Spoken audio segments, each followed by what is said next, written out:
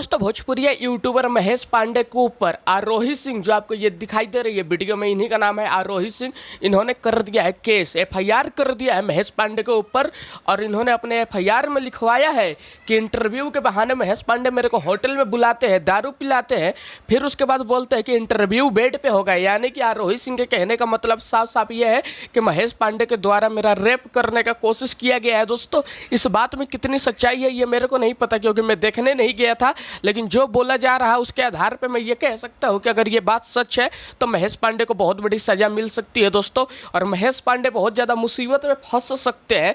इसीलिए कहा जाता है कि इंटरव्यू कभी बंद कमरे में होटल के अंदर नहीं लेना चाहिए। इंटरव्यू लेना है तो जाओ, शूटिंग के सेट पे जाओ या पार्क में जाओ या कहीं भी जाके इंटरव्यू लो, लेकिन बंद कमरे में इंटरव्यू नहीं लेना चाहिए, कुछ भी हो सकता है। तो दोस्तों अगर ये बात सच है कि महेश पांडे ने रेप करने का कोशिश किया है तो महेश पांडे को बहुत बड़ी सजा हो सकती है। अगर ये बात झूठ निकलता है कि महेश पांडे ने रेप नहीं करने का कोशिश किया है तो महेश पांडे बच सकते हैं।